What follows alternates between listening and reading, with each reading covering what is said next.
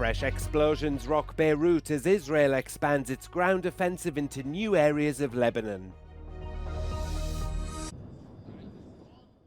Fresh explosions have rocked Beirut's southern suburbs into Sunday as Israel expands its bombardment into new areas of Lebanon.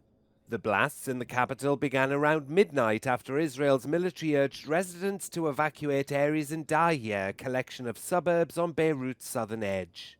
Israel's attack on the Badawi refugee camp in the north killed an official with Hamas's military wing along with his wife and 2 daughters.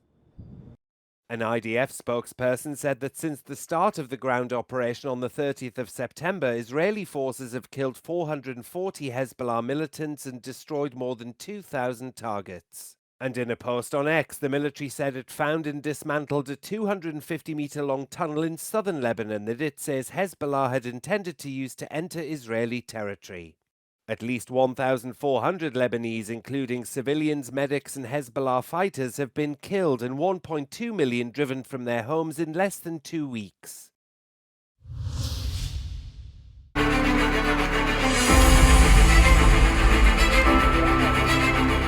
Matteo Salvini used the League Party's annual gathering that is being held here in Pontida in northern Italy for a number of reasons. It was certainly a show of strength of the newly formed Patriots for Europe, with leaders of some of the political forces within that group who were invited to join the event, including the Dutch PVV leader Wilders and the vice president of Austria's Freedom Party and the president of Portugal's Chega Party. But the event focused above all on protecting borders, national security. Some of the banners, in fact, read "Protecting borders is not a crime," and very much on the ongoing open arms trial, with Salvini trying to use this event to raise his profile and gain support after Italian prosecutors requested a 6-year jail sentence for refusing to disembark 147 migrants when he was Interior Minister in 2019. And by inviting members of Patriots for Europe,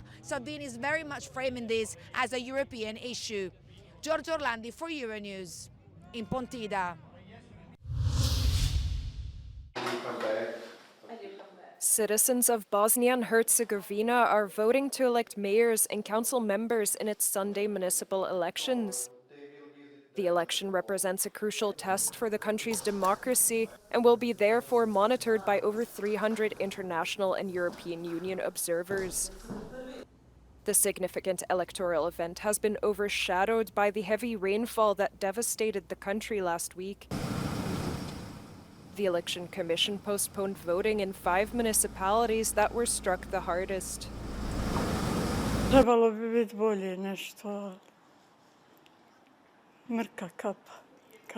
Mislim, svi smo u znaku ovih nesreće koja je zadesila ove elementarne nepogode, pa samo eto ono. Dozens were killed and injured as a result of severe floods and landslides. Rescue teams from neighboring countries and EU member states arrived on Sunday in an effort to clear the rubble and search for those who are still missing.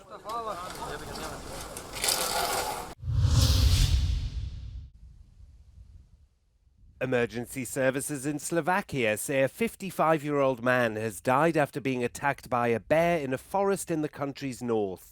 Police said the attack happened near the town of Hibe in the High Tatra Mountains, where the victim was picking mushrooms. The Air Transport Europe helicopter service said the bear had hit one of the man's main lower arteries, causing massive bleeding. It's the second fatality from a bear attack in Slovakia. The first happened in 2021 in the same area.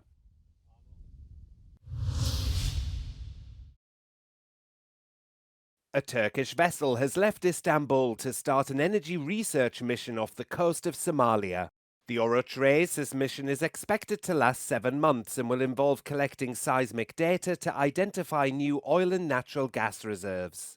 The data will then be sent back to Ankara for analysis to identify potential drilling sites. Earlier this year, the Turkish and Somalian governments signed memorandums of understanding regarding maritime exploration licenses for 3 offshore areas.